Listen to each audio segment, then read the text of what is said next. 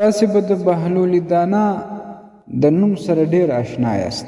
عجیبه واقعات یې نقل دي او ډېر عجیبه د حکمت اقوال ځینې نقل سوي دي. او د وخت باچا هارون رشید رحمه الله به راتلی او هغه به ورته ویل ما ته نصیحت کوه. محمد بن اسماعیل رحمه الله وایي یو ورځ مې په یو هدیره کې ولیده، یو قبرستان کې ناست او زاړه قبر ته یې پښې ورغځولې وې، خاورې په لاس کې وې اړولې. ما ورته وویله بهلوله دا ته څه کوې، چیرې ناست یې ده؟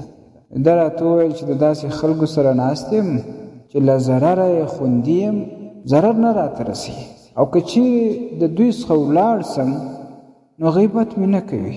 د دنیا خلک خو که ورسره یې ډېری خلک داسې دي چې ضرر درته رسېږي، یا مالی یا بدني یا د ژبې ضرر یا یو څه یا بل څه.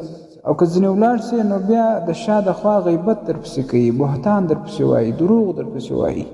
نو دی په قبرستان هدیره کې ناست و، ول د داسې خلکو سره ناست یم چې نه ضرر را رسي، که ځینې ولاړ سم غیبت مې نه کوي، بهتان نه راپسې وایي.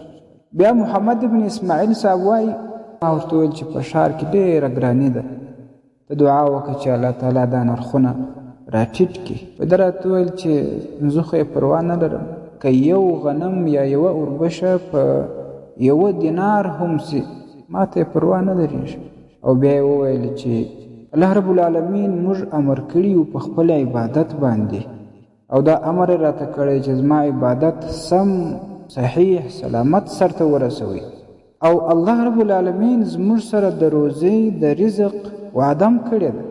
نو موږ د الله تعالی چې هغه څنګه حق عبادت دی هغه مو نه دی کړی او هغه مو حق سرته نه دی رسولی.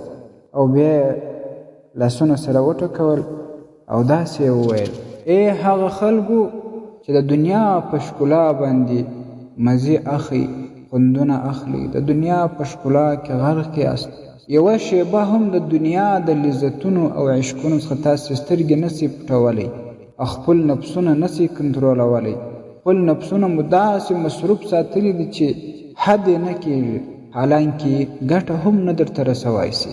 نو تاسې به د قیامت په ورځ الله رب العالمین ته څه وایاست چې د الله رب العالمین سره مخامخ سئ او هغه سوال درڅه وکړي.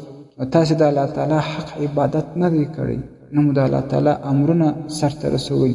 نو دا هغه بهلول دانا و چې ماشومانو به په ډبرو باندې ویشتې، ملنډې به په وهلې او مجنون و لیونی ورته وایي، په څپېړو به وهئ. خو د هغه څخه داسې د حکمت ډک اقوال نقل دي او د الله رب العالمین خوف یې په زړه ننوتلی و او د الله رب العالمین طرف ته رجوع وه.